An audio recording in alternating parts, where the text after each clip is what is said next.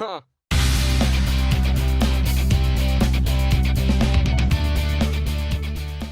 Okay, we're going to talk about spinal exercises, activities you can do that will help strengthen or balance the muscles in your spine.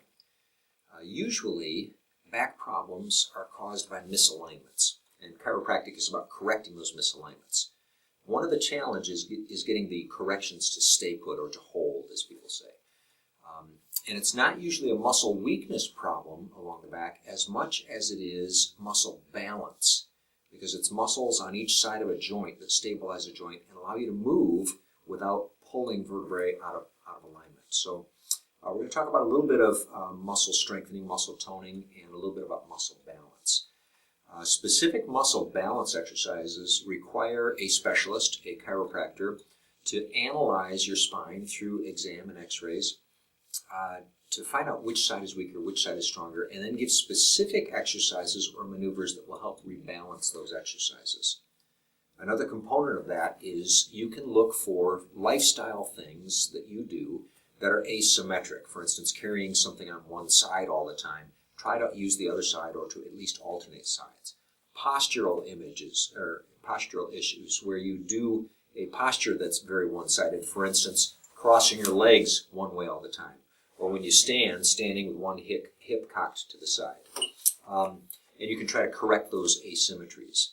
Talking on a phone while holding the phone with your shoulders, an example of horrible asymmetry that you need to not do. So look for lifestyle things that you can change.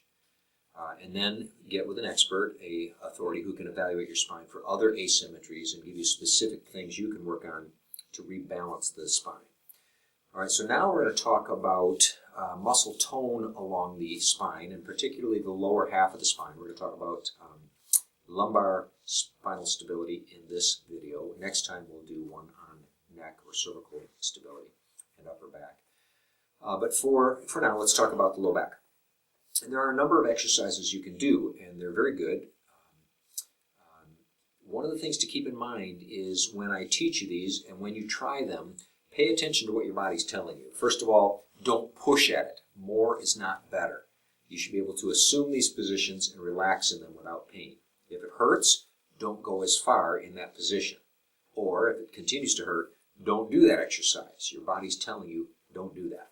So it's a little bit diagnostic too. As you get into some of these positions, if they hurt, that tells an expert, a chiropractor, a little bit more about what's going on in your body. So pay attention to that, but don't push it if it hurts. Okay, let's talk about the specific exercises.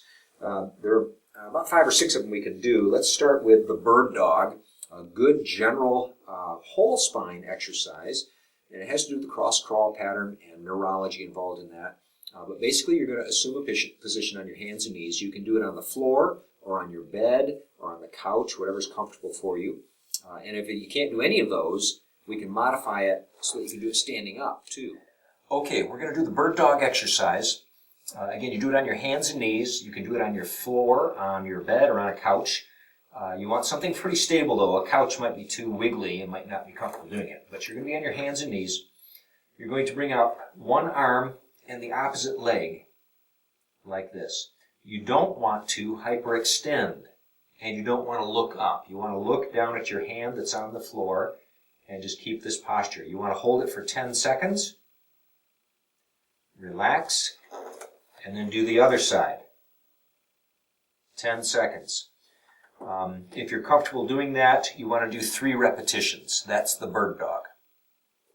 All right, next we're going to do the Sphynx. The Sphynx, there's 2 levels to this, starting with laying on your stomach with your elbows on the floor, and you just relax there. You're going to let your hips relax down toward whatever you're laying on. You just hold that posture. If you're comfortable doing that, the next level is to do it in a push-up position. And again, you just let your hips relax down toward the floor. Hold each position 10 seconds and repeat it 3 times. Again, if you're comfortable doing that, continue doing it. If you're not, it tells your chiropractor a little bit more about what's going on in your low back.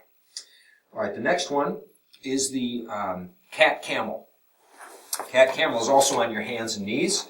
You're going to alternate letting your low back relax down to bow down toward the floor, and then you're going to extend it up into a C shape. Hold each position 10 seconds and repeat that sequence 3 times.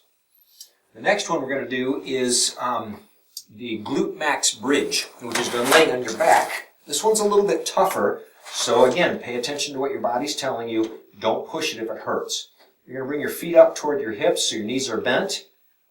Relax your hands comfortably on the surface you're laying on, and then you just bring your hips up until the goal is to have a straight line from your knees through your hips to your upper back. And again, you hold it 10 seconds. If you're comfortable doing that, there's an advanced level where you bring one leg up and hold it 10 seconds, and then the other leg up and hold it 10 seconds, and then relax. That's called the glute bridge. All right, we have another one that we'll do. Okay, the hip roll is done standing up. It's designed to, again, work on the low back, the lumbar spine. This one is also diagnostic, so if it hurts to do, it tells your chiropractor more about what's going on in the low back, so report that so he can custom build your exercises to your low back.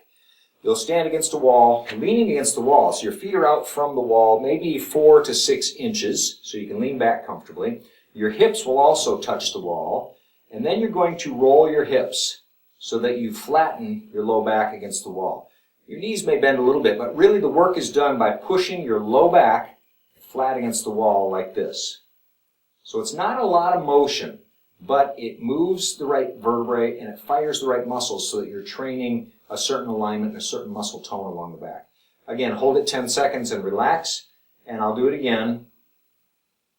Flatten the low back, hold it 10 seconds, and then relax.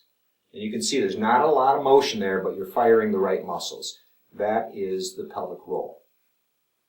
Okay, so that's some low back exercises, lumbar, spine, and pelvis. You're going to find them helpful if you do them consistently. It'll take maybe 3 or 4 minutes to run through a selection of 4 or 5 of those. You're going to hold each position 10 seconds. You're going to repeat each one 3 times. That's pretty typical, and you should do them twice a day. It's not a huge time commitment, and it'll pay off with stabilizing the muscles along your spine so you can have a healthier spine, a healthier low back. Again, next video we'll talk about neck exercises, and then we'll do a video on plank exercises as well. Thanks for joining us. We hope you'll subscribe to our channel. That helps us out a lot. Pass this on. Share this video with others. That helps us as well as helping them. Have a great day.